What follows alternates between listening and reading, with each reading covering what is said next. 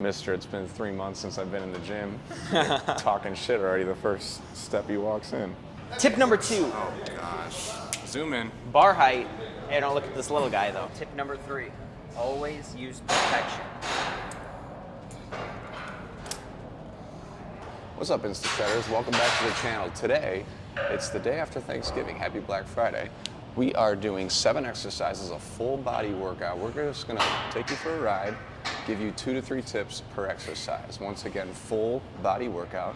We're gonna do 1 exercise for each specific muscle group, and we're gonna give you 2 to 3 simple tips that you can implement today, tomorrow, to make your lifts even better. We're here with Tim the trainer and Coach Devin behind the camera. Show him your face, Devin, come on. Yeah, there he is. So we're starting off with a decline bench. Let's go.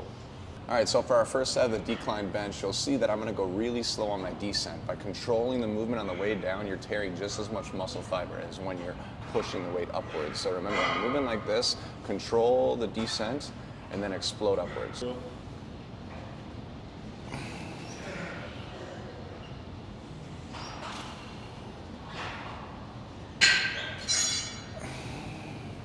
All right, so as you can see, Devin's hitting his set here on the decline bench.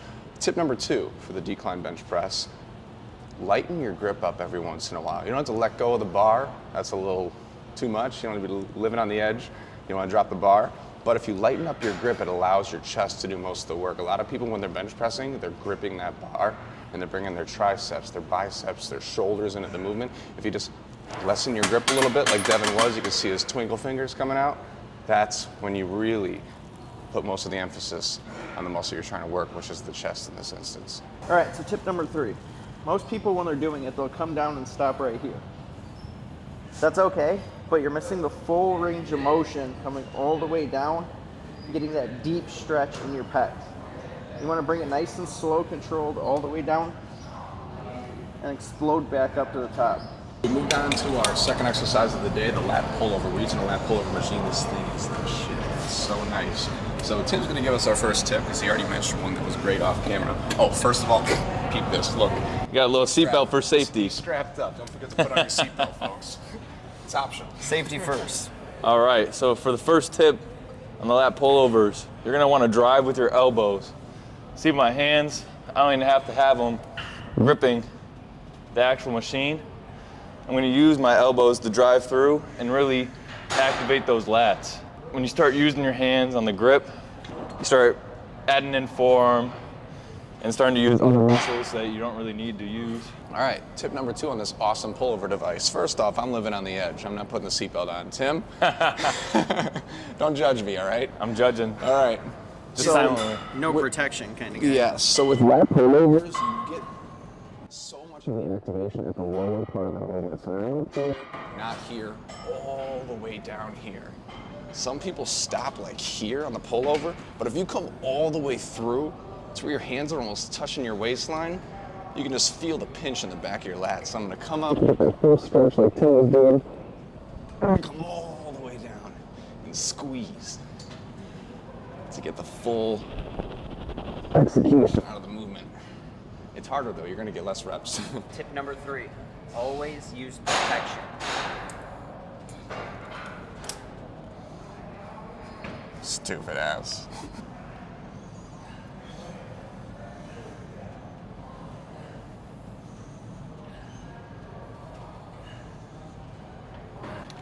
Take a guess what's in this mason jar right here. The other day I just had water in it and people thought it was, what's the purest liquor? Devin, Everclear? I said, like full grain alcohol or something? People thought I had full grain alcohol in this bitch.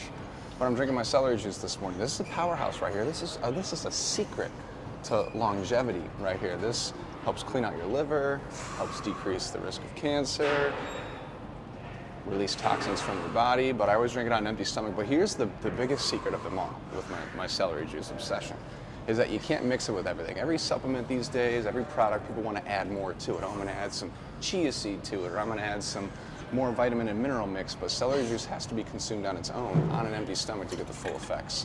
That's by Dr. Anthony Williams. Go check him out. He's coming all the way up, he's stretching the lats, and he's gonna pull all the way through. Come on, down to the waist, squeezing the lats in the back. Yeah, buddy. My man. Ooh, look at that. Look at that hammy quad separation, by the way. Check that shit out. Not bad. Not bad. Starting us off right here with the squat game. All right, we got too tall Tim over here. All Oh yeah, look at How that you feeling? depth. Feeling good. All right. All the way down. That's what we're talking about. Ooh, setting the standard. All right, so tip number 1 for today with the squats is one you may not have heard of, so listen up.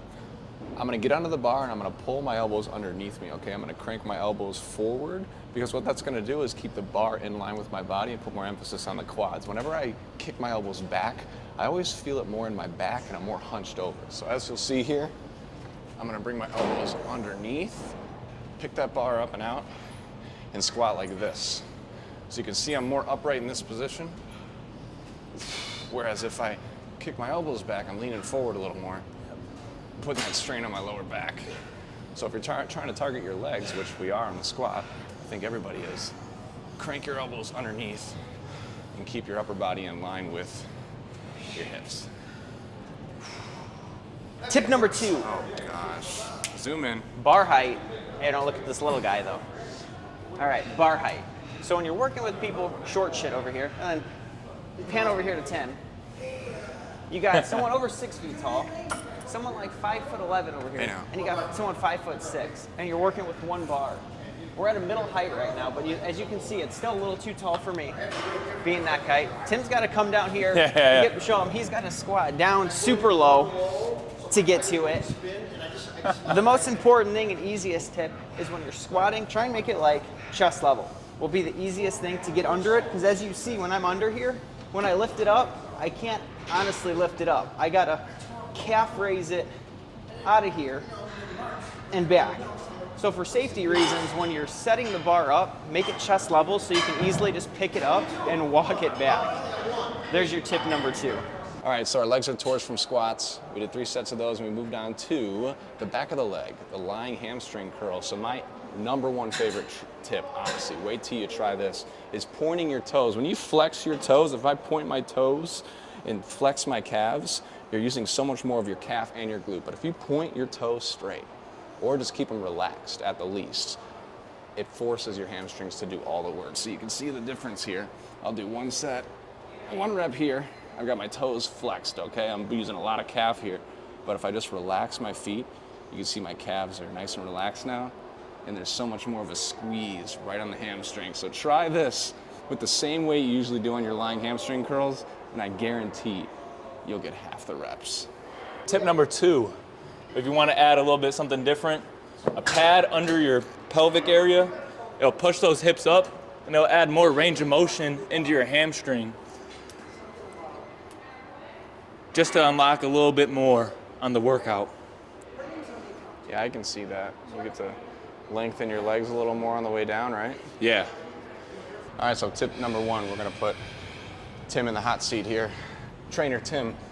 All right, so when you come down with an Arnold press, we're gonna stop at 90 degrees, okay? So come here, come down, 90, rotate in. Oh, yeah. Okay, Oh, yeah, all it's gonna do is that. keep the emphasis. When you come down, the point of an Arnold press is to hit all 3 heads of the shoulders. So we're coming down from the traditional press, hitting the lateral deltoid, and then we're gonna twist forward at that 90-degree motion, hitting the front delts. Ooh, there we you go. go. Keep those All right, elbows one up. more challenge too. We're gonna step it up. Keep Tip those number elbows 2, up. 2 for 1 here. Keep your elbows in front of you, okay? Try to keep them at 90. There we go. Don't let them drop down as you come forward. Keep them good. Major difference of the struggle you'll face. He's already done. Look at that. He's taxed. All right, how much harder was that than the first couple? Real hard. Yeah. Definitely do the 90. I'm thinking we might have to go down to 20. It might have to go down, yeah. All right, we're going for tip number 2. Or is this tip number 3? I don't know. We did a 2 for 1 Yeah. while you were in the hot Yeah. seat. So Tim was just in the hot seat. He actually called it the lava seat because those freaking Arnold presses were so tough for him once we did the 90-degree thing.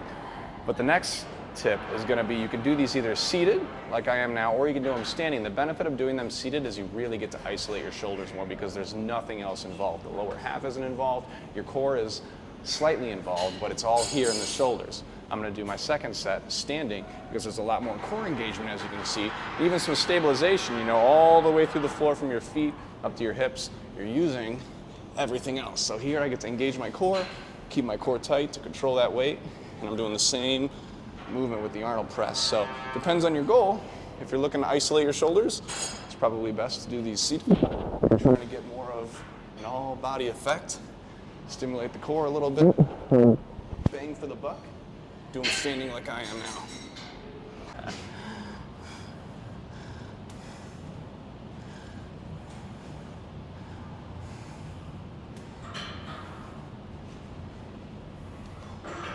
All right, we're getting there, guys. We're getting there. We got biceps and then triceps. Our bicep movement of choice was not mine. It was Trainer Tim over here. Trainer Tim chose this one. It's a painful one, the preacher curl, but I'm usually a huge fan of volume. I think that elicits the most results when it comes to traditional weight training. But with this one, time under tension can be really important. I'll show you why. Because if you come all the way up, okay, we're in the fully stretched position here. If you come all the way up, the last 15% of this movement, you're just kind of chilling. Your biceps really aren't contracting at all. So the key with a preacher curl is come all the way down, let the bicep fully stretch at the bottom. You'll definitely feel it. That's why I hate it, because it's painful. And then when you come up, stop at about the 75% mark right here, where there's still plenty of tension on the bicep, okay? That way the whole set, you're tearing those muscle fibers all the way through, instead of coming up here and kind of cheating. You get a break up here. Just keep the movement all the way down, up to 75%. And that's where you're gonna get the most out of the preacher curl. Oh, it's so painful.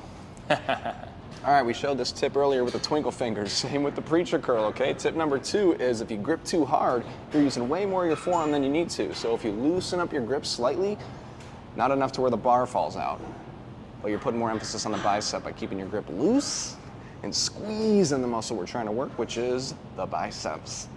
Oh. What you are with that hairdo, the family of being the Mexican family, and you being white. I don't know.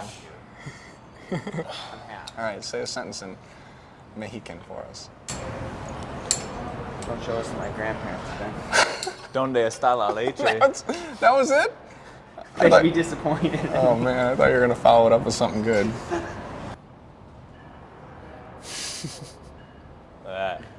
That's a tricep right there. Tricep kickbacks on the cable. So with this movement, what I really feel more than anything is when I loosen up my grip, okay? So with the tricep kickback, if you're gripping whatever you're holding, okay, if it's a handle or just the thing, what do you call this? The rope itself.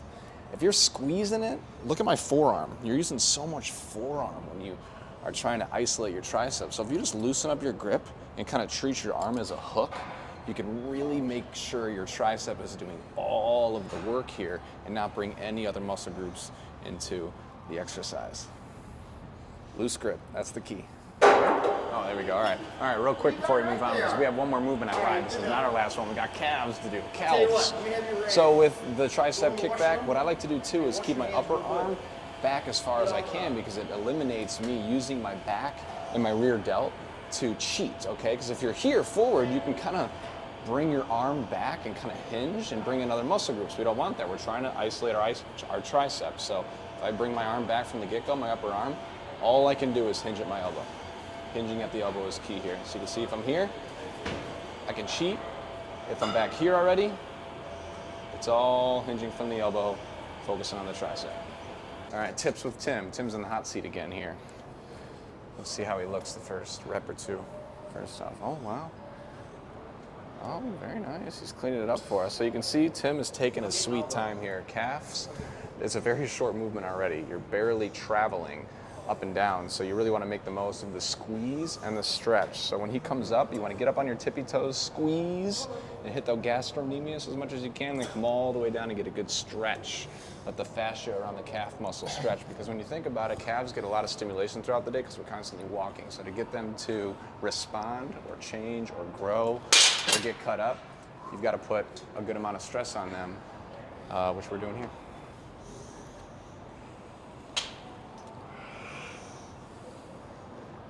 Here we go, finished off strong. All right, guys, thanks for following along on today's workout with Team InstaShred. Take some of these tips, implement for yourself. These are really proven tips that can enhance your workout every time you come to the gym. Please like, comment, and subscribe for more great content like this. See you next time. And thanks for having us, Tim. Thanks for having me here with you guys.